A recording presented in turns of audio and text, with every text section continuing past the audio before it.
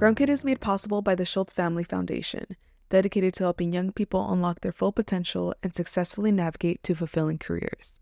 GrownKid is made in partnership with Joy Coalition, where purpose-driven content means powerful storytelling.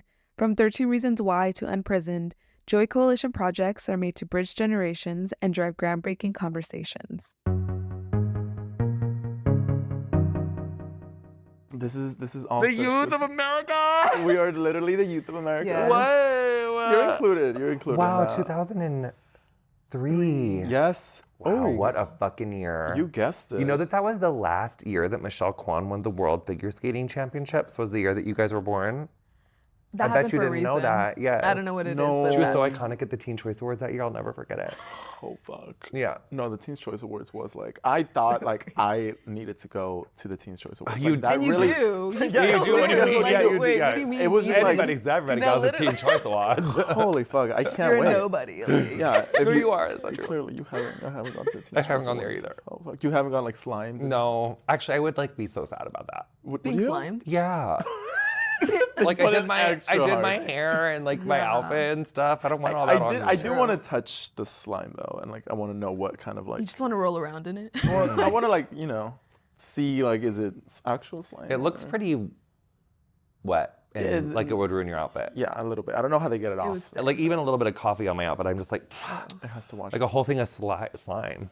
Yeah, no. Did you get into slime? No. Did you have like Play-Doh? Yeah. Well, slime I feel like is more of a Gen Z thing, but you're a millennial. That's true. Play-Doh. Oh, wow. But this whole time, I know already with the I accusations. know, I was like, but You're you're a like been here millennial. 3 minutes. You know, I just don't like. I don't really love getting stuff under my nails. Has that been a Play-Doh's thing like since my you were whole like a life. kid? Yeah, like I like dirt, like well, dirt, like dry dirt's okay, but wet dirt, like I don't Oh. I don't like wetness in my fingernails. It really. Okay, that's fair. Well, you were just talking about board games. I'm assuming you spent most of your childhood playing board games. Yeah, and because not we didn't Play-Doh? have. Well, there was no electricity. There was no. Yeah, so it was pretty much just board games, because we didn't have the TV. Oh, really? Yeah. Well, up until what age? When did you Oh get your God, first I mean, TV? well, no, they weren't even invented until I was like, what, 20, 25, the TV. We just didn't have, it was just, we had newspapers back then. The phones were like this, like you'd pick up the phone, like, you'd have to be like, hello. And they would speak in gibberish. 'Cause everybody spoke in gibberish back then. It was like, yes. Yes. wow. Yeah, okay. it was a different time. Okay. No, just kidding. I had TVs, but I did like, I really liked Guess Who. Okay. And I really liked Connect 4, and I really liked Monopoly, and I really liked Clue, and I I liked Jenga. Yeah. Oh, Jenga was my shit. Jenga's No, fun. Monopoly, I would get Monopoly real and competitive. Jenga. I'll play was- Jenga like right now. Yeah. Like, we'll literally I love Jenga. Fuck, it felt. Did you have like siblings that you would play with, or? Yeah, my brothers, my cousins. My cousins and I had like a new take on Monopoly though. It was like really fun. Oh. Our game with Monopoly was called Money Trade, where we just took all the cash from the Monopoly game and then we would just be like, I'll give you like this stack of blue ones for this stack of green ones. And we'd be like, no. And then the other would be like, well, I'll give you this for this. And we'd be like, okay. But we like couldn't really count yet. It was more like color. You know, as a kid, like in my kid wallet, I would just put the Monopoly money in there and be like, yeah, I'm hitting the town. Like, I'm going to the liquor store right now. Oh my God. I should have done that. Maybe they would have accepted it. Just been like, you know what? Like, if you're a Like, kid and you hopefully give they me would have some Monopoly. mercy on me. Like, I just want hot Cheetos. Like, Like, you know. Gatorade or something. Yeah, Yeah, Gatorade. yeah. Okay. Well, anyways, welcome to GrownKid, Jonathan. Thanks for having me, you guys. We are so excited because, we are 21 now. Yeah. What month did you get, not to like turn the tables already, but No, when no. did you guys turn 21? May 7th. June 9th. May 7th, June 9th. So- how has it been, like being 21? Did you guys go to the club? Did you, Oh, did you we guys did. barf? we did. Yes. being 21, honestly, it's been so convenient, especially being in New York over the summer. Like the freedom to just go anywhere I can, and knowing that I don't have to worry about like my fake ID being spotted or like being taken away. You know, it's like Not that we use it one, was- of course not. no, not that we use one. No. Yeah, statute of limitations is yeah. probably over anyway. Yeah, that's what I'm saying. You didn't Like, get caught, so you're probably fine. Yeah. Yeah. But honestly, it's been really nice. It's Really nice. nice. It's good. It's freeing. It's like for the It first really time, is. it's like you don't got to worry. The world is open to you if you're good with the doorman at least. Besides that, like we just got to go around and like live our life. I don't know, it was good. It was Pride in New York, which was so fun. Like that was, I mean, I love Pride in New York. It is. It's so fun. Yeah. So fun. But I'm curious, like you in your 20s, like when you were, take us back to when you were like 19. Ooh. Like 19 about to turn 20. That's a big.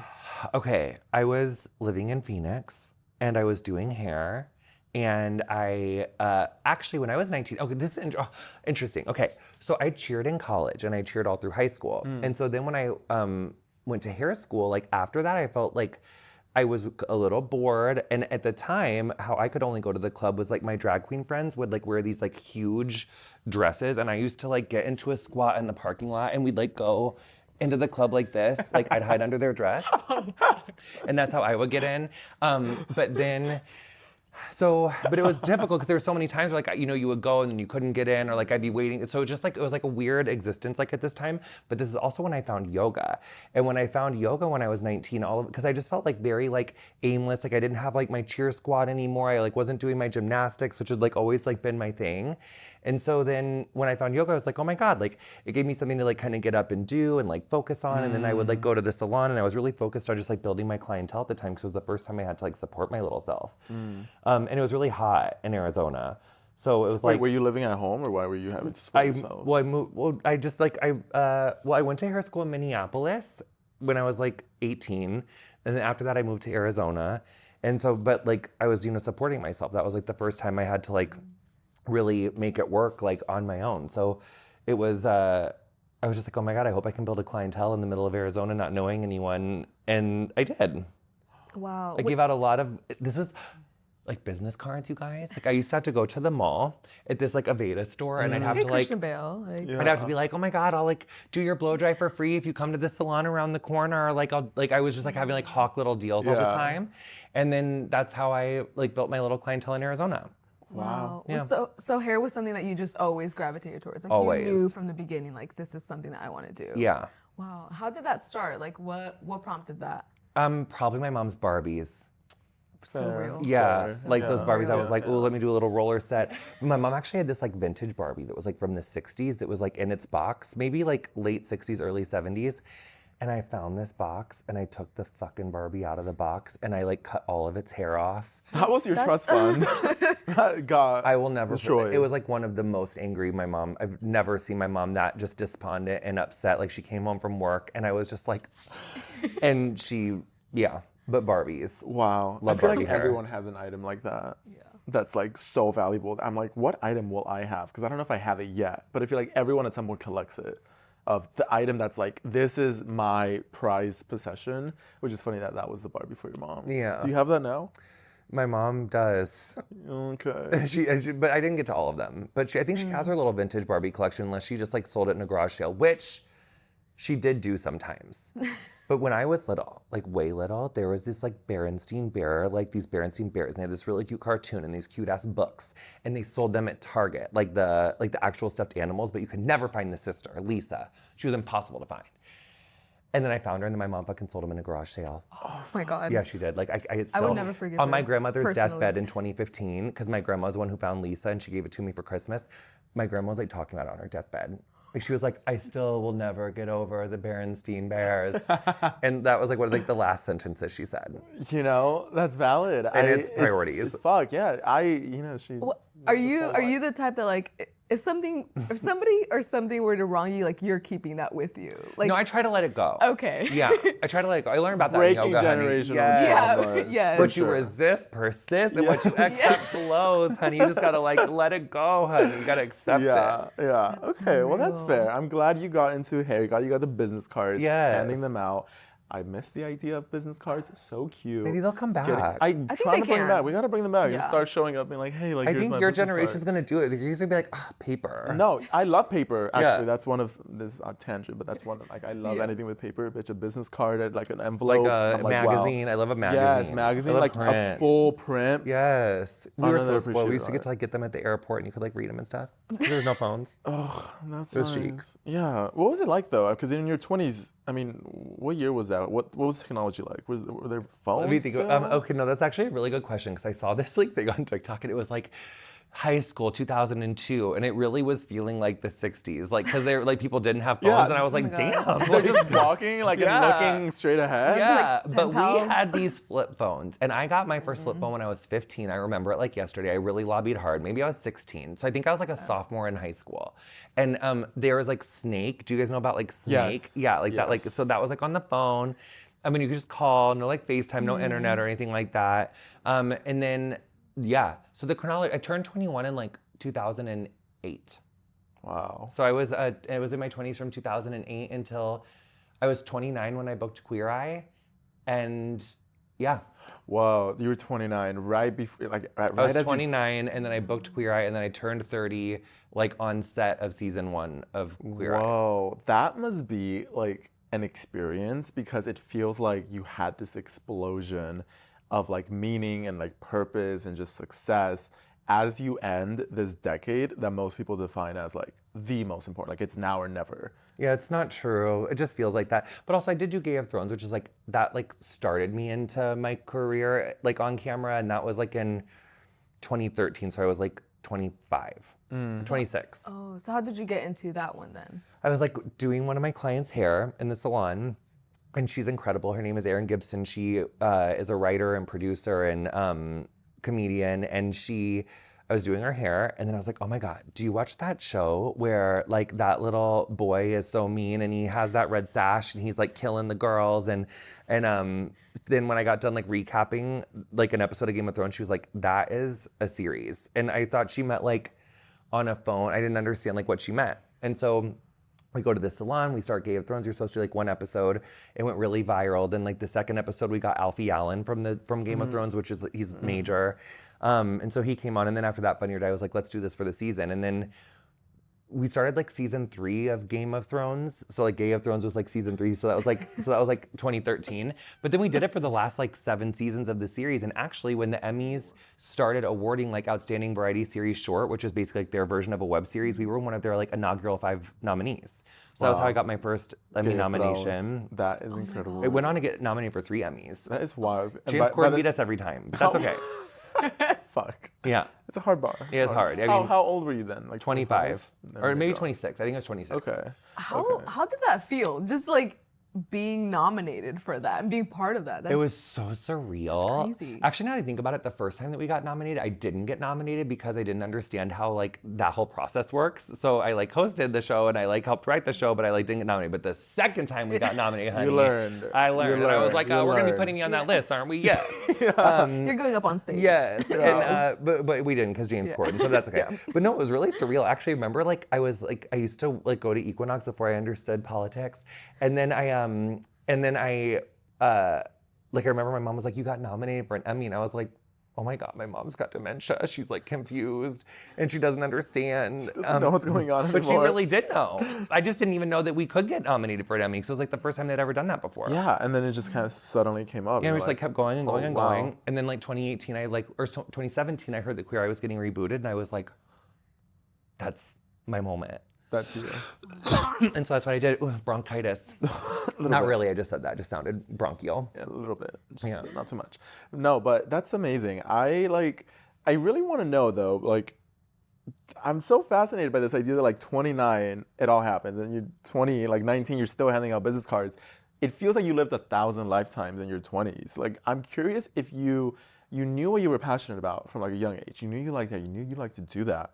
So at 21 and 22, like, are you feeling good about life? Or you feel like you're like, you know what you're doing, you know how you're gonna get there? Or are you feeling, God, I don't know where I'm gonna end up? Felt pretty good 21, 22. I like was doing hair. I was like happy in Phoenix. Then I was like, let me teach some yoga. So I went to like yoga teacher training, and I like met more friends and was just like loving it. And it was before all these like right-wing Republicans like infiltrated yoga. It's like the weirdest thing that happened in the last like few years. That happened? Yeah. Oh. There's like this like large right MAGA alt-right movement that's like co-opted like the yoga scene in a lot of spaces. Like you'll be in class and then you're like, yeah, it's like a thing. That's when you move to hot yoga. That's where the new yeah, Democrats maybe like 4-8, you know, you're like for core sure. That's where they power. are. Yeah. It's You like can, they're go to- catching yeah. up. They're catching up. But it's kind of just like this like low key thing. Like I see it on social media a lot, like the infiltration and like frankly, like it's the colonization of yoga. And I think in the early aughts, like I didn't understand what that looked like. And I think that there's a way for you to like participate and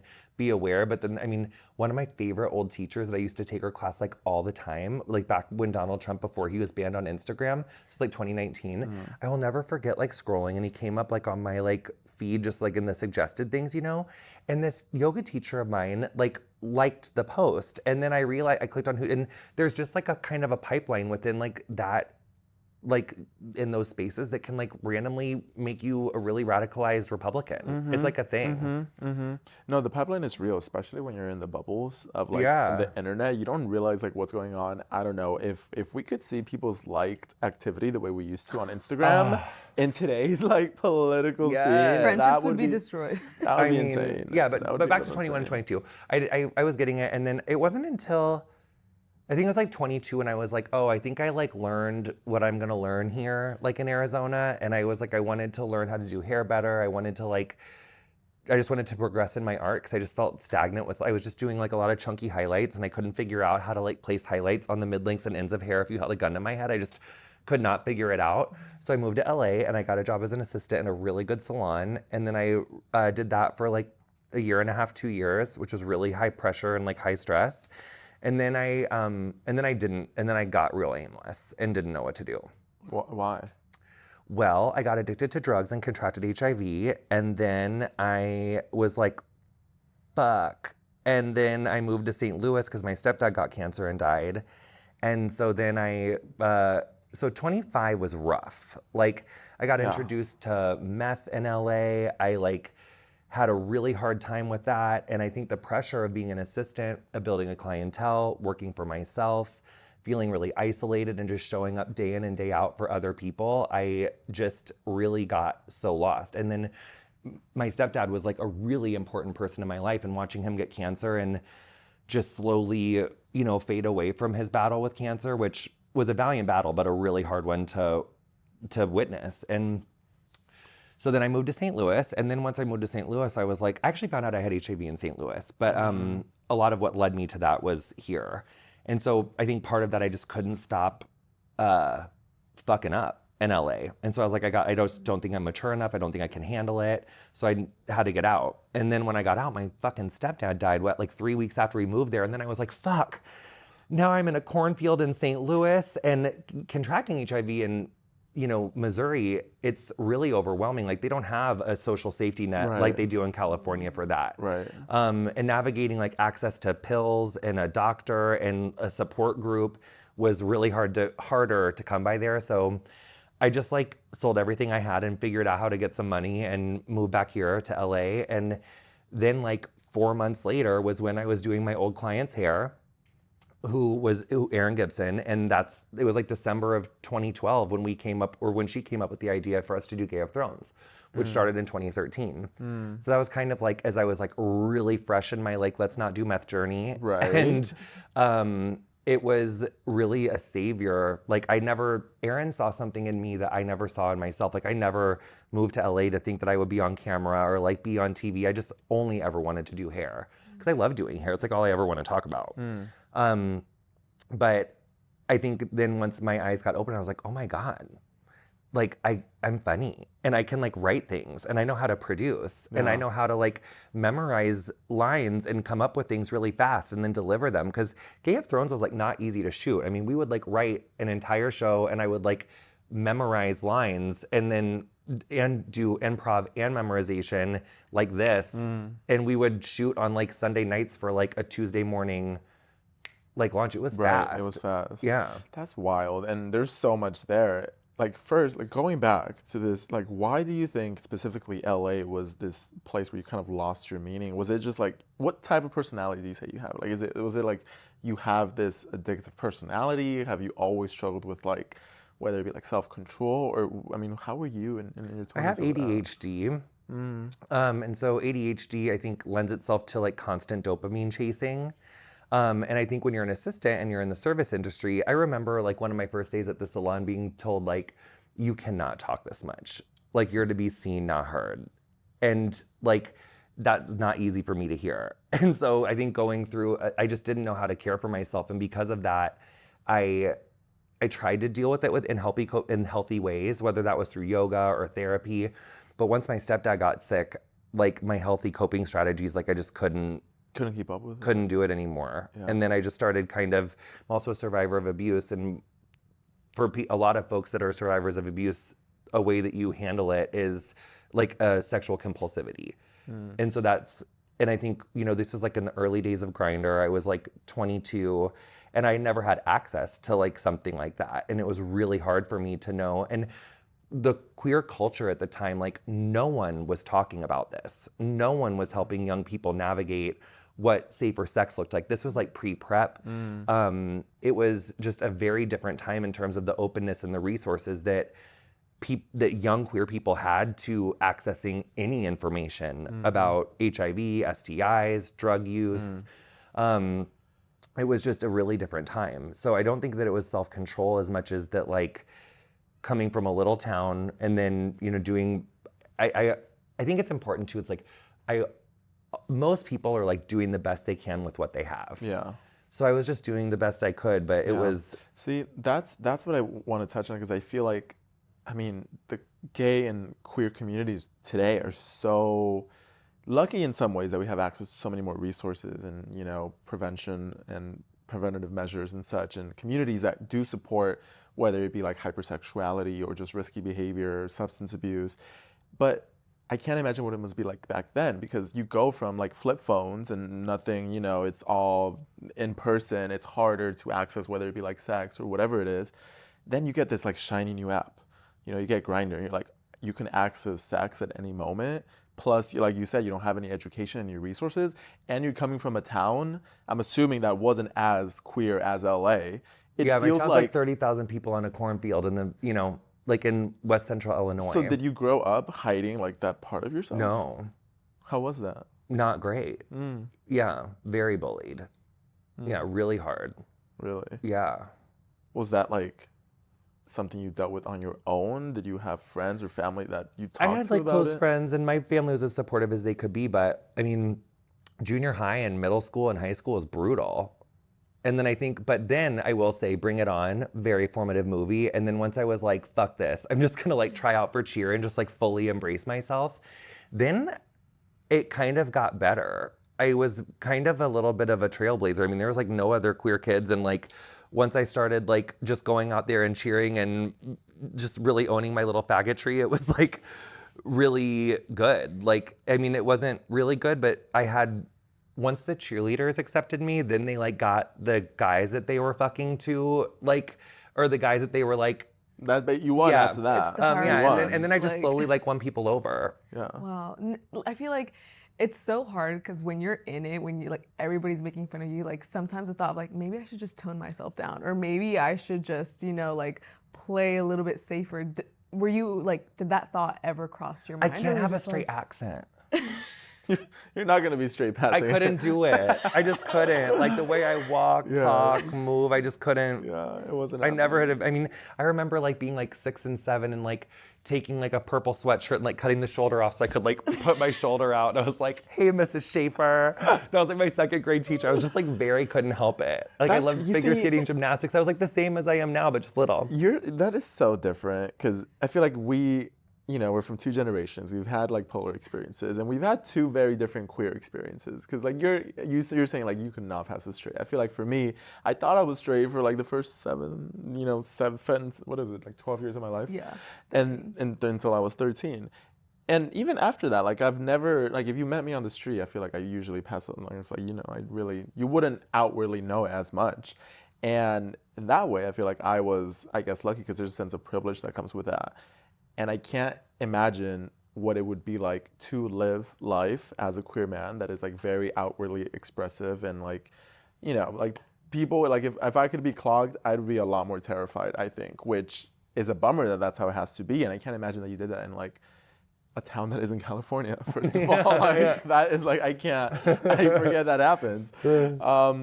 So I'm curious, like when you got to LA and you were dealing with like all of these, substance abuse and like family issues, what really kept you like grounded back to you? What does that look like to pick yourself back up after all of that? Really, I think can't undersell my friends. Like my friends always helped me so much. And so I left in 2012. This is actually such a cute story. So my best friend, her name is Patty. And so in 2012, I met her when I was at that salon. She was like this other friend of like this guy that I assisted for. And so we knew each other in West Hollywood, right? So, and only like in and around West Hollywood. And so then when I like left, came back, and I kind of like left without telling anyone. So I just like left, and then 6 months later, I was like, I texted my clients, and I was like, I'm back. This is my like new salon, and like texted my friends and was like, I'm back. I'm back. And that was like December of like 2012 or something. Yeah. And so then, but as soon as I came back, I like relapsed really hard. Like just like literally like my ex had found me an apartment to rent, and I like rented it from afar, and then I like parked the car and then just like went and had like a 3-day bender. At the end of this 3-day bender, my car is like broken down because I was like too high on drugs to like turn one of the lights off. So like the car died. I like figured out how to like jump the car. Like it was so dangerous, so bad. So I find this like place to like drop my car off to get fixed. And then I got lost, you guys. It's like 7 o'clock at night. I can't find my apartment. It was like West LA. I was like meandering between like my apartment was on like, it was like over, there's like, I was just like meandering between these two stoplights. Like I was like, I know my apartment's around here somewhere. I just like can't find it. Yeah. So, but then I like started to panic, and my phone was dead. And I just, when you haven't slept for 2 days, you just, it's not making sense. I was like having a psychotic break. So I look up, and there's this El Pollo Loco next to this like laundromat, and I just see my best friend, who I'd only known like from, just in and around West Hollywood years before. Like we'd be at Pride, she'd be at the salon, but like just like, hey, how are you? She's walking out of this El Pollo Loco, like in West LA, like hadn't seen her for like a year and a half or something. And she looks at me and she was like, Jonathan? And I was like my hair was all like crazy, like when I was this way and then I was that way. And she like ran up to me and she was like, are you okay? And I was like, I literally dropped to my knees on the sidewalk, just started crying. I was like, I'm not okay. And she like, she was like, do you need to smoke a joint? And I was like, yes. And so like like, yes. And so she like took me to the car. I was like, can I have some of that taco? And I was like eating El Pollo Loco with her. And she had an apartment that like just so happened to not be that far from mine. And so literally every day for like 3 years, I would just go to her apartment when I was like lonely, sad, wanted to relapse. I just like went to her. And she like created this like safe space and like introduced me to all of her friends. And she is like my makeup artist. She's like been everywhere with me like through Queer Eye. Her sister was like my assistant for like my first like 5 years. Now she does all my like tour stuff. But I always just think about the universe and her. Like I never would have made it if not for her. And prior to her, I've just had like a certain core group of friends that have just been with me through everything. And those people are like so much of, I think, how I got here. Yeah.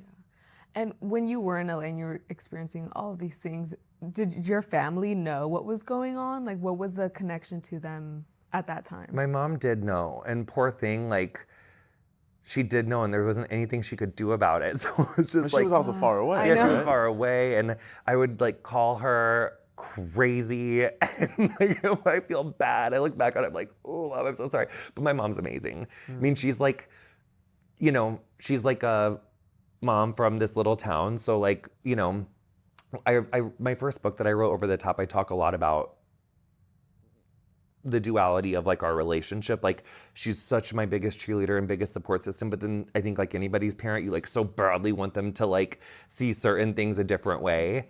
And so we have that, but my mom's so good. What are the things that you really... She's there now, but I think she actually is... It was more like I was like in my formative like teens, and she was like, like with marriage equality, she was very like, I'm not sure. Now she's there and she gets it. And I think that she just, that's the thing with like conservative people in conservative spaces.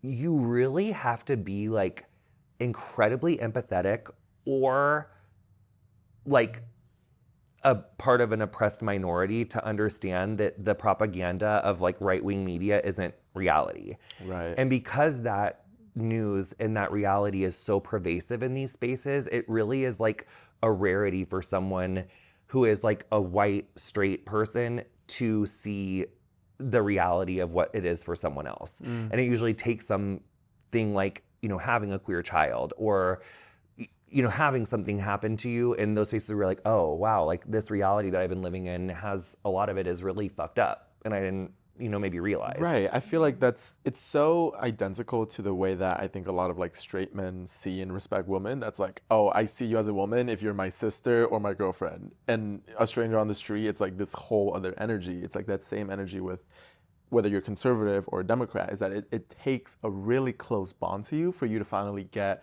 what someone else's experience might be or what their reality is. Yes. Which is way different because you realize like, how could you see things this way? How can you do this? You realize like, especially now, they're probably living in a completely different reality because now you have like the algorithms. And like they're in a whole world and they are seeing things that you're like, I didn't know. Like if I saw the world through what you're seeing, I see why you think some things, you know?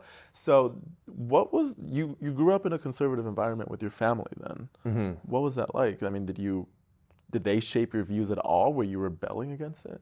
Well, of course I was rebelling against it. I was like, I was like being a really loud queer person. But sidebar, speaking of algorithms, I did an episode of my pod on queer or gay Republicans specifically. And then before that I did one on trad wives. And the amount of research that I did for those episodes, like, and because once I saw these things, it's like watching a train wreck. So I didn't turn it like fast enough. And now my algorithm, I think, thinks that I'm like a Republican. And it keeps showing me like these like crazy fucking Turning Point USA, like that one guy who's like, if blah, blah, blah, blah, blah, blah, like that one fucking guy with like his gel. I just keep getting all these fucking crazy, these like crazy right-wing content. No, and I just wish I wouldn't have even have done those episodes now because my algorithm is like fucked up. And it doesn't matter how many not interested you click, it's gonna keep showing you. I watched it. I watched it. You watched like it. To completion. That like is I watched the worst thing you could do. I watched it. I did. Because I just couldn't. I was like, I was, on that note, I was very close to. Like, I think for a minute, like a solid minute when I was like in 7th grade, I was definitely on like the YouTube alt-right pipeline. What? Yeah, I did. I thought this was going to be busting out my skeletons, So this is my coming out, actually. Yes. I'm a recovered Republican. So I am. Okay. No, I didn't even realize that until I grew up. And like, it wasn't like I wasn't like into politics, but I was just realizing that like I very much was picking up these like right-wing talking points. And then I would ask my friends like, have you ever thought about this? They're like, no. And I was like, huh. Oh, and then they seemed so right in the video. They were clearly like debating them and proving them wrong. Like they got destroyed in the debate. I don't know what to tell you. And it wasn't until later. And eventually I just got back to like my Minecraft videos or like whatever the fuck. Minecraft, my Let's Plays. I got back to my Let's Plays. And it wasn't until recently that I'm like, oh shit, I was maybe 2 to 3 videos suggested videos away. Oh my God. That is so scary, these algorithms, y'all. Mm-hmm. Honey. It's so scary. I also feel like the whole Andrew Tate, Jake Paul, Logan Paul sphere is like so scary for like young teenage boys. I mean, I have nephews and like they'll be talking about Andrew Tate and I'm like, what do you know about him? like what are you watching? Sphere, girl. No, it's so scary. See, when we grew up, we had this sphere called the Axis of Evil after 9/11, honey. And it caused all this Islamophobia and like xenophobia in the United States. But now that is giving me a little bit axis of evil. But here's the hard part about being gay. Logan Paul, if I could divorce him from his personality and beliefs and just take his like physical form of his body, hold me. Like I hate that I feel like this, but I do. I hate myself for it, and I work on it in therapy. It's okay. But like there is just something about like, oh my God, like that beard, honey, and I could just like, if we grew his hair, you could just cover up those cauliflower ears, or just like a little bit of it, because it's really just the ear punching. That I'm just like, oh God, protect those. It's okay. What Frame the happens to their ears? face. Yeah, their Frame ears, the like face. they get so pissed off. Those ears, they get all crazy. I don't want my ears to pop up like that. And these ears, But I don't know what his workout plan is or what is happening over there, but. Yeah, he just like hold me. It's he could hold me and my husband because we just are going through so much a lot, and it would just be, He would relieve the tension. Yeah, just like It's a Challenger summer. It's a Challenger summer. No, it's It's the tall white man, like conquistador so genetics. muscly. I know, it's like, God fucking damn it. Like here I am, me and my Mexican people and my Aztecs, and it's like you could have been 6'2", but.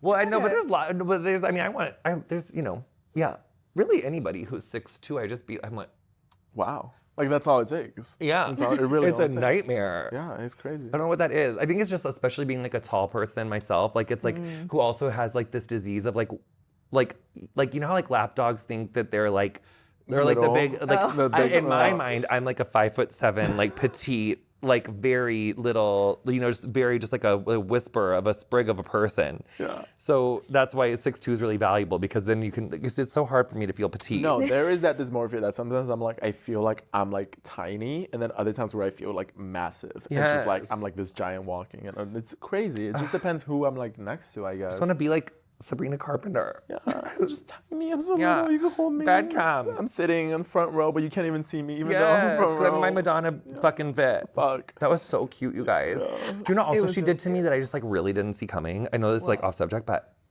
my whole life I've had this like really big aversion to heavy side parts with any sort of full frontal fringe. It even like back in the 90s when that was like a bigger thing, like in the early 90s, I always just like really had a problem with it. I can't tell you why. I just was like, I really don't appreciate anybody whose hair I've ever done in my career. They'll tell you. Like I bring it up. Like I feel really strongly about like side parts, but with full fringes. Do you see what I'm saying? Right. She rocked my whole world. Like I was like, oh, like all you needed was like some softness, like on the fringe. It just needs to go like this on the side and then a side. It just can't go like down like this. You know what I'm saying? It can't be like this. But this with this. What? Oh, God damn. She's pioneering Holy something. shit. No, seriously, like that VMAs look, I was like, oh my God. Give her the VMA just for that. I've been, no, honestly, just like some of the spit left my mouth because I'm just like, wow, like it's hard for me to really change my like my opinion on like a deeply held like aesthetic, like a fringe matter, like a matter of fringe, and wow. Do you know what I'm saying? That's wild. I mean, there's a get it. reason she's topping the charts. Yeah, well, I mean, I don't know if it's the fringe. I feel like the music is so catchy. Oh, I mean, sure. Yeah. That's part of it. Yeah, That's part that of it. camaraderie thing. Oh, so clever. Oh, holy fuck. Oh my God, her and Barry, what's his name? Barry Keegan or something? Oh The one from yeah, Saltburn? with Yeah, the that The guy. eyes. I was in a sheer dress. Yeah, I was in a sheer dress the day that we met. Yeah, Yeah. Yeah. But the thing about perception too, like just between perception. ourselves, how was it when you started like getting fame or, you know, well known? Did that ever like fuck with you? Like, damn, all these people are perceiving me and they don't know who I am, but they do know who I am, but they don't. Yeah, it did. It did. I feel like when I wrote my first book, I thought that I had like a handle on that. But it's been really interesting watching like Chapel and like other people speak to their experience kind of. And I do. It was weird. And it still is weird. How do you feel about it? Like, to you, what's the weird part? Well, usually I really like it. I mean, usually like when I get to like meet people, especially like once I left New York and like left LA because I've been living in Texas for 4 years, it's nice because I can choose more. But honestly, the idea that people have access to you because you're a public figure, right? I have so much guilt and shame if I've ever set a boundary. And I think that for someone who's a survivor of abuse, you have a harder time knowing how to set a boundary. So for the first couple of years of my career, I didn't know how to like, I just didn't know how to like, I didn't know how to say no. And so then when I did start to like learn how to say no, I was like, oh, this is more just with fan interactions, period. I mean, the boundary thing, that's true of anything, but with fan interactions. So then it got to a point where I was like, I just didn't want to let people down, so I just didn't leave the house. Interested in a career in mental health? Check out the Youth Mental Health Corps, a new program created by the Schultz Family Foundation, Pinterest, and AmeriCorps, where anyone with a high school degree can gain experience, skills, and a credential during a year of paid service in the mental health field. You can learn more at youthmentalhealthcorps.org or by checking out the link in the description. How can you, one, exist to either choose to cut off your family completely because they either don't support you, you don't align with them, or how do you choose to coexist with them and build and really like nurture a relationship even though you disagree on so many fundamental things? And I'm so curious what your experience has been that with your family and coming from a conservative town to which you have. Yeah. It's complicated. So I'm non-binary, so I feel like I like to bring a non-binary approach to like anything. So anytime I feel like I'm being presented with like only two options, it's like, do I foster a deep, nurturing relationship with my family or do I cut them off like a dead foot? I don't love like two options. Like I'm always gonna find like a different thing if there's like, unless it's Democrat versus Republican. And then I will say I am into this one, but I am down for third party if we want to organize like, If you want to get real about it. yeah, like if we want to Serious. start organizing like, not 3 months before a presidential election, I'm down for that. And not Jill Stein saying that there were 650 members of Congress. I cannot. Anyway, Jill, anyway, I'm going to focus. So I've had both approaches of, kind of cutting someone off, trying to foster a relationship even when we disagree, having a lot of really intense conversations. I write about my relationship with my dad a lot in my second book, because he is really just ideologically like farther away than I am, but he's a good man. We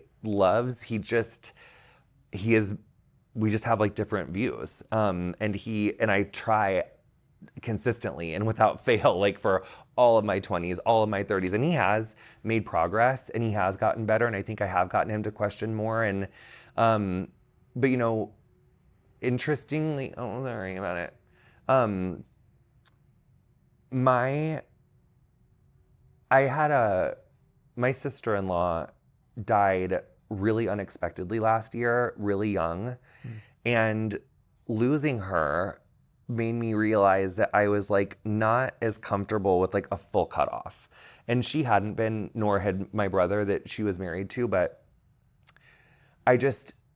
having lost people, like, losing my stepdad, losing grandparents, I understand the need for no contact, and I have done that. And I think that if you're in a season of your life where that is what you need to be safe, then I think that you should do that. But she said something to me that sticks with me, which is that boundaries are the space from which I can love you safely.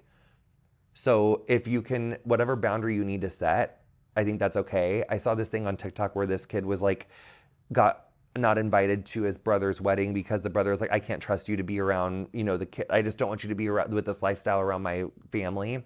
So I talked to her about that when I was interviewing her, and she was like, that's the boundary from which that brother could love his queer brother safely. So It's like, if you experience a boundary like that from someone in your family, that sucks. It hurts. It's hard, but that's where they are right now.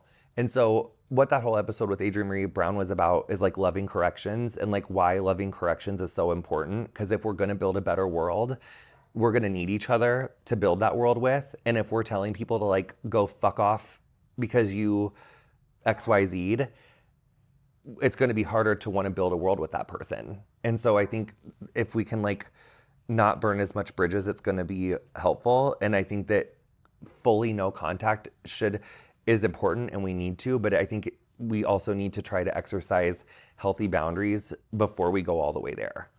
What was the reason that you first decided like this extreme of no contact? I never went like, well, I guess with my dad, I never was like, I'm not talking to you. I just was more of like, I know I can't talk to you about these things, and because these things impact my life so greatly and they're so much of a part of my work, I don't want to have to like not be able to share myself with you fully if these are things that just always are going to come to blows. Because I'm the type of person, like, I love to have a debate. Like, let's talk about it. My dad, like, will get really pissed and just, like, doesn't want to fight. And whereas I'm like, I'm not fighting. This is, like, a healthy debate. Plus, I'm right anyway. So it's, let's just keep talking about it. So it was never like, I'm not talking to you. But it was like, our relationship was really strained. And it still is in, I mean, I love my dad. If something happened and you need me, I would be there. But, we don't talk necessarily every day, or as much as I wish that we did.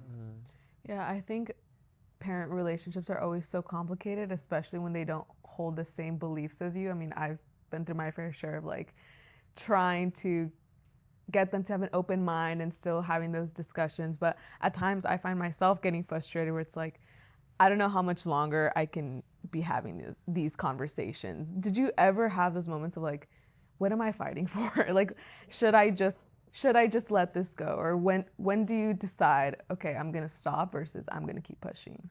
I think it's like, I love a break. I love like a good break. Like, just end it with like, I love you so much, and I love you. And then you That's can, it for a while. And you can dip your toe back in like later. And you can even say in your head like, we're no contact right now. for these next 2 months. Like, what the fuck are you talking about? But then you just have to be like aware, and I think this is like what I learned in my experience with like sudden loss. It's like you do run a risk of, you know, life is fickle, it is short, shit happens fast sometimes, and not to live your life based off of like such a fear-based way, but just having experienced like sudden loss of people, it is like, and I've also experienced like, you know, loss due to cancer. I had like years to like anticipatory grieve and like tell my stepdad like everything I ever wanted to say. So I really got to like, I felt like I had like as much closure as I could have in his death. I had that as much as I could. But when you lose someone like that, and you don't ever get to see them, you never get to talk to them, and you just weren't even prepared, then it's like, and again, I wasn't no contact with the person that I lost, but it made me think about people who I don't have relationships with.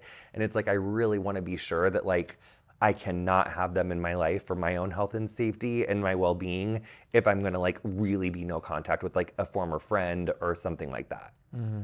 That's so difficult because I think I feel so much of that too, that I have a hard time completely letting go of people or just removing them from my life because, yes, sometimes it's not. I think I go through this mindset that I question, like, is this really enough where I'm okay never seeing them again? Like, how big is that? And I realize that few issues are that grave to me. I think life is sensitive, and there's something so scary about the idea of never, even just being at this like closure of like agree to disagree. I feel like that is a resolution that I'm okay with, you know, of sure, maybe we never quite got along, but I want to know that there are still things to appreciate about you. And I think that's what's so important about family too, and what's complicated is that they could have different political views than you. And, you know, sometimes they literally quite just won't accept your existence or will never ever really accept you in so many ways, and I can't imagine what that must be like, but it's hard to just completely remove the fact that like at one point you were just a kid to them and you were just like their child and there was a love there. And it's so difficult to think about that like sometimes you ever feel that, you know, frustration of I wish we could just forget about all this and just see each other at our most pure, which is like this like familial bond that you have. Yeah.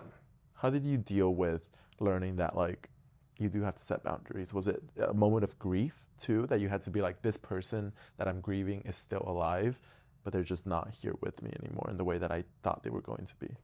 Yeah. I think it's like, but I also feel like those are like, there's like, you're always in a relationship with grief and your relationship with everybody and where they stand and how you feel about it. So it's like, I don't know if it's like a light switch that you're just like, okay, I dealt with that and it's over. You know, everything is like always moving and changing. So our relationship to such impermanence is also going to change. So I think it's like, really, I feel like I was talking about this in therapy yesterday, like trying to work on it. It's like, it's how do you handle the reaction to it? Like, how much do you beat yourself up? How many times you got to go run around and tell other people why you're cutting off or why you need space or why you're right about a certain situation? It's like, how quickly can I just like tell the truth with the person, make peace with it, and then like go on to the next thing without like telling myself so many stories? You know, so I feel like we tell ourselves a lot of stories about like our relationships. Yeah. I don't want to get stuck in that. Yeah. And just like going off on something that's completely like fictional, I guess, Yeah. in that way. Or just you can't do anything about. Yeah. You got to let it go at some point. For your own sake, not even just for the other person, just For like yourself. for your own We learned mental sanity. Yeah, like, we talked with the forgiveness expert. And Forgiveness. It's hard. and it's Yeah. interesting. I honestly learned so much from that conversation that like, you know, that feeling of, you don't forgive me, so am I even allowed to forgive myself if you haven't forgiven me? Turns out like if you've already made your best attempt at apologizing, but they don't accept that, it is no longer on you.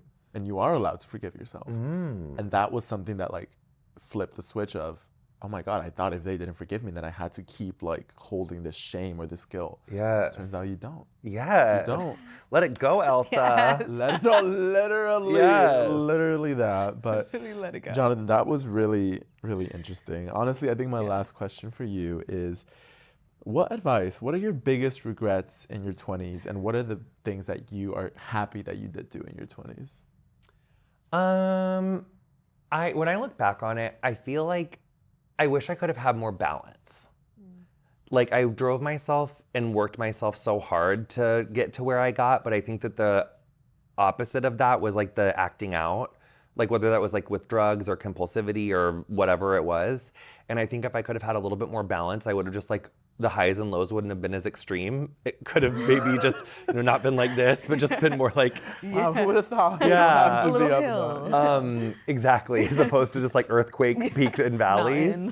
But I think, and I'm not saying that like, like, yes, you're so young in your 20s, but also like time is not infinite. And in my 20s, I really felt like I have time. And like, I got really lucky. Like, I got really lucky being at the right place at the right time and, and where I was. But God, like, it would have been so much cooler if I wouldn't have felt so invincible when I was like, just really tearing myself up. I wish I could have learned to like take care of myself better sooner. Wow. How's that? I like Yeah. that. Thank you so Yeah. much, Jonathan. Thanks for having me, you guys. Of course. Good luck, Gen Z. You're doing so good. I'm proud of you.